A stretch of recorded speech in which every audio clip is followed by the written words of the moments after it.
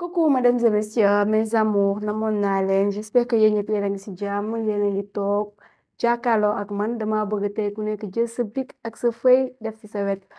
pour prendre note rek parce que vidéo la juste pour ngeen mën di def ni ma leen koy waxee tey nag thème du jour c'est pour les femmes mais ba léegi góor ñi mën nañ ko boo ko seetaanee aussi mën nga ko di defal sa jabar parce que dafa baax c'est pour nag les mariés ngir yàlla dégg ngeen tey moom marié yi ñoo aye mais ba tey terewul yow si t'es pas marié nga di seetaan mën nga ko seetaan ba mu jeex jëlal note après nga passe ko sa copine yi nga xam ne am nañ jëkkër parce que tey dama ñëw pour wax ak sama tata yi sama sœur yi sama maman yi nga xam ne ñoom ñoo ngi si néegu sëy yi parfois ñu nekk ak seeni jëkkër xam nga li ñuy wax parfois dafa am góor ñoo xam ne moom seeni plaisir kese moo leen intéressé du coup jigéen aussi si la bokk daf si baax moom tamit mu si am si plaisir parce que dafa nekk loo xam ne nii dafa baax si wérgu yaramu nit du coup balaa may dugg si astuce tay bi dama leen di wax bu leen fàtte abonné si vous êtes nouveau ou nouvelle te bu leen abonné ngeen bës cloche de notification bi pour bañ a rater benn vidéo soo weesoo abonné bës cloche bi et tout te leen indi vidéo yi ngir yàlla di ma yokk doole mais xam ne carrément yéen li may def mu ngi leen di neex à part ça ngeen di commentaire gis na lépp lu leen bëgg a laaj nit rus ko laaj mi fii laa je vous écoute xam nga dinaa si def ay recherche indi leen ay solution pour tout problème boo xam ne am ngeen ko mu yeewu ak seen li ngeen xam ne moom mooy seen santé ak loo xam ne jëm si yaramu nit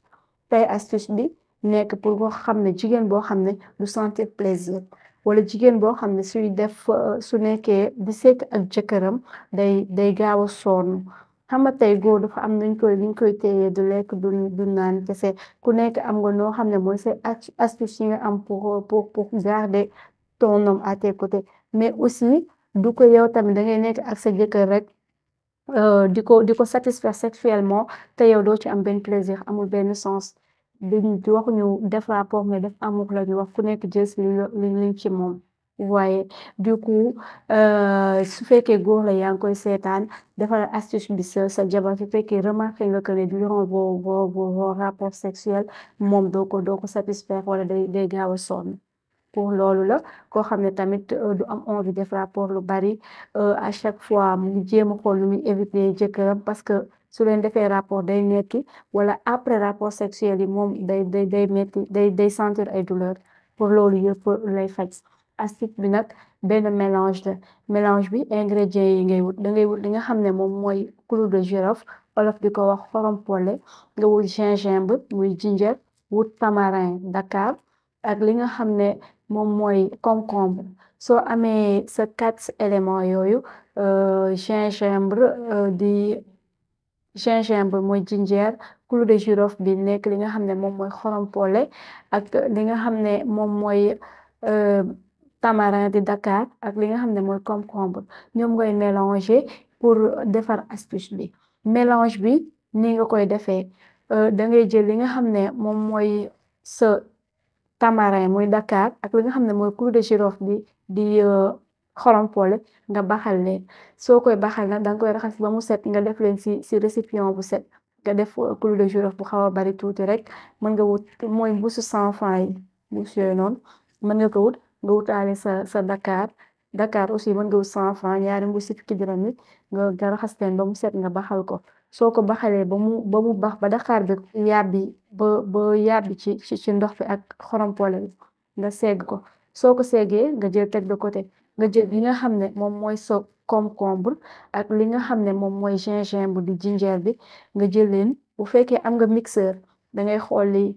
concombre bi dagate ko dindi xoox yi nekk ci biir jël li nga xam ne aussi moom mooy ginger bi nga xooli ko ba mu set nga dagate ko nga def ko ci mixeur soo ko mixé ba mu mën a doon liquide wala nga am benn pat nga jël ko mélanger ko ak li nga xam ne moom mooy tamarin muy Dakar bi nga baxaloon ak xorom polle bi soo leen mélanger moom mooy astuce bi mais su fekkee ba léegi amoo mixeur mën nga wut gën boo xam ne gën bu sap la boo xam ne amul kaani nga gën bi danga koy raxas ba bu fekkee gën boo dabe kaani la ba kaani bi dañ si nga dëbb ko soo xoolee kii bi na lañ koy waxee soo xoolee li nga xam ne moom mooy jinjeer bi ak li nga xam ne moom mooy concombre bi nga daggate leen xooli ko ba mu set dagg dindi xooxu concombre bi nga dëbb ko soo ko daggee def ay tranches di nga ko mën a dëbb wala nga gratter ko soo ko gratter ba nga xam ne taille bi diminué wu la après nga dëbb ko ba mu nekk pat nga mélange ko ak sa kii bi nga baxaloon Dakar bi ak li nga xam ne moom mooy clou de girofle bi ñu koy wax xorom polle soo ko defee nag mélange bi 18 heures nga koy naan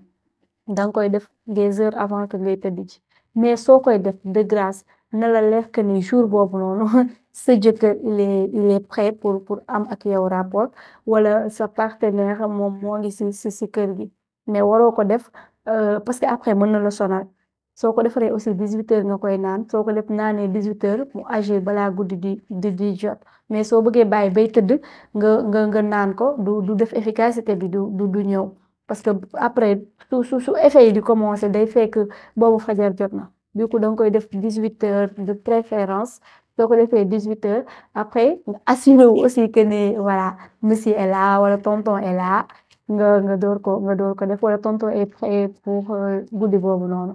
voilà loolu moo nekkoon li nga xam ne mooy astuce bi tey di leen aussi bu leen amee d'autres questions yoo xam ne lié wu na si ay impuissance sexuelle wala jigéen ñi ngeen am yeneen question yoo xam ne yéen a ko bëgg a poser n'hésitez pas laaj leen ñu ko si li nga xam ne moom mooy commentaire yi dinañ leen si indil dinañ leen ci indil li nga xam ne moom mooy ay yeneen astuce ak yeneen remède yu leen si mën a dimbali je vous dis bye bye à la prochaine et n'oubliez pas de partager la vidéo bye bye